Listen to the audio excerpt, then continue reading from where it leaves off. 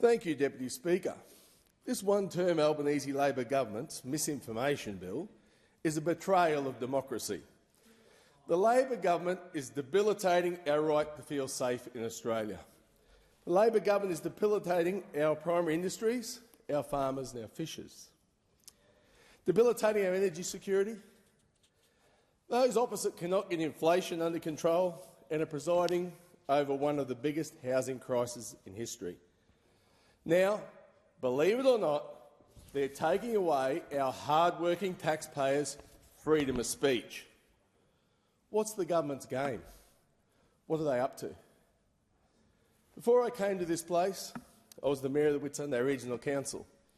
It was one of my very pleasing duties to perform citizenship ceremonies.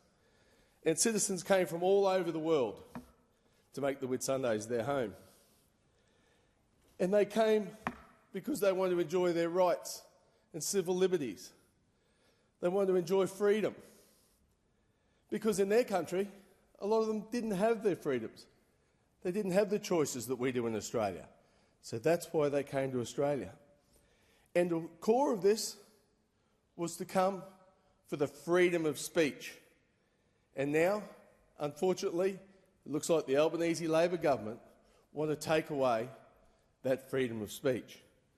I never ever thought that I would be standing up in this place defending that, defending the right of freedom of speech in this great country of ours. Deputy Speaker, we on this side of the House find this an appalling attempt at legislation, and we will fight it tooth and nail. We'll fight it tooth and nail because it's dead set wrong. Australians need to know what's in this bill. What will it do? It will impose huge fines on digital platforms if the government feels it doesn't suit them. This means digital platforms will want to avoid those huge fines, so they will censure large amounts of their free speech. That's right, they will censor free speech.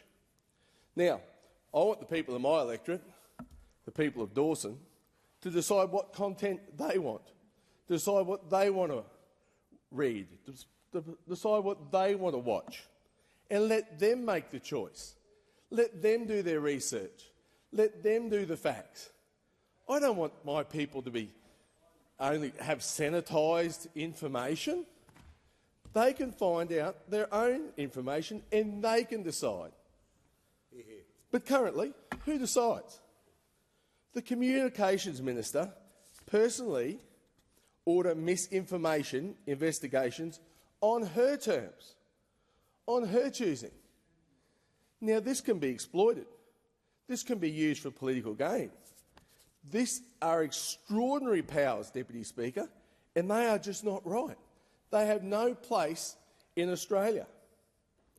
This bill poses a significant threat to our democracy by giving excessive power to the Australian Communications and Media Authority to dictate what can and cannot be posted on digital platforms.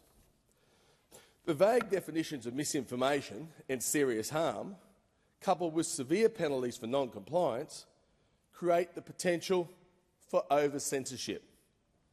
There have been thousands of submissions made to the Senate inquiry, but barely a fraction of these have been uploaded for public view.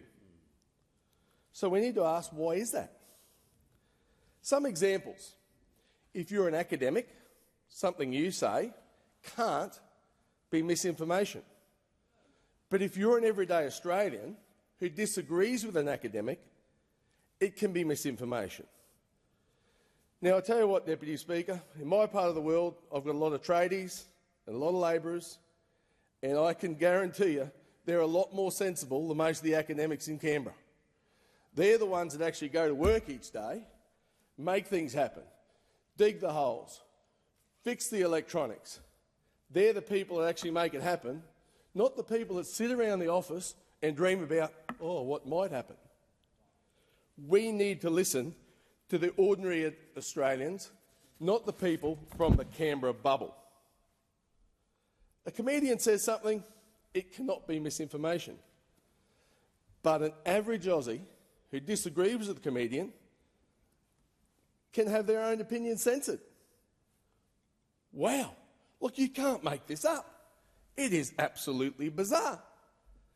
Podcasters will need to check whether something they might be seeing as misinformation before they put it to air. The honestly held opinions of ordinary Australians can be treated as misinformation.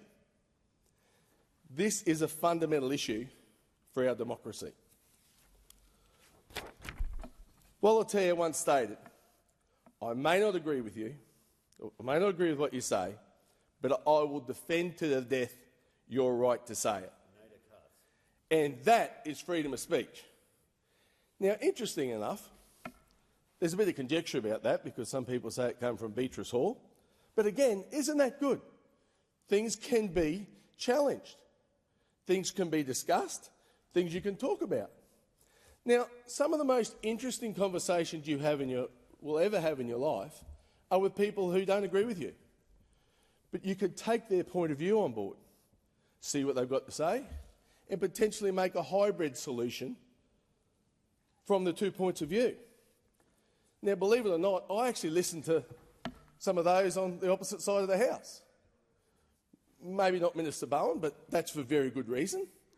But I do generally listen to some of the information that comes from the other side and take the point of view on board. Think, okay, well maybe we can work with that, we can amend something, we can do something with that. It's very, very important to listen, and this is what I do to my electorate, listen to the people, but I also let them and expect them to have the freedom of speech and be able to tell me and look me in the eye and say, this is what we think, this is what we want you to do. And, member for Dawson, you stuffed us up. We want you to do this. And I take that on board. I take that on board, I generally do. Deputy Speaker, the Labor government is ramming this legislation through, giving people barely a week to respond so they can censor everyday Australians. This is so wrong. I believe in the right to engage in open and honest discourse online, and I fear this bill will stop our younger generation feeling confident to express their voices. And it's not just me who thinks this. Scott Crawford of my electorate says, we don't need this. We need a new government. Tick. Wendy Carroll says, the Prime Minister started this rubbish with the no vote. He didn't like people opposing what he was saying. The Prime Minister does not like the truth. You're exactly right, Wendy. Through that divisive referendum that cost the taxpayers over $450 million, in my electorate there was over 80% of the people voted no.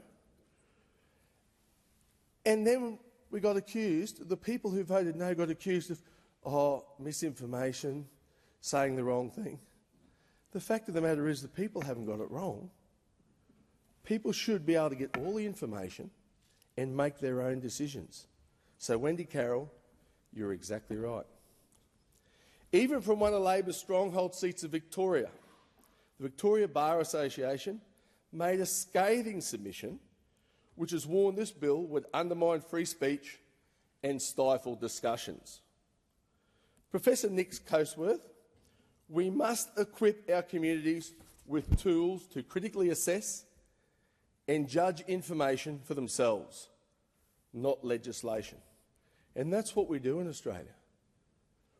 We find out information, we get the facts, we think about it, and then we make our own decisions. Mr. Speaker, what about our diggers? Our fine men and women who've worn the uniform, who've put their bodies on the line, their lives on the line for this country, to let us have our rights, our liberties, our freedom of speech. That's what they've gone and fought for.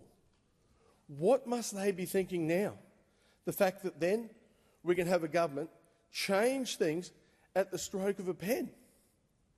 It's absolutely bizarre. I really implore those on the other side to think about this before they ram this vote through, and think about our fine men and women who have defended our country, who have defended our rights, our liberties, and our freedom of speech. This is so, so important to them, and it's so, so important to me. Deputy Speaker, I've received hundreds of emails from my constituents, all very concerned about what this bill does to our democracy.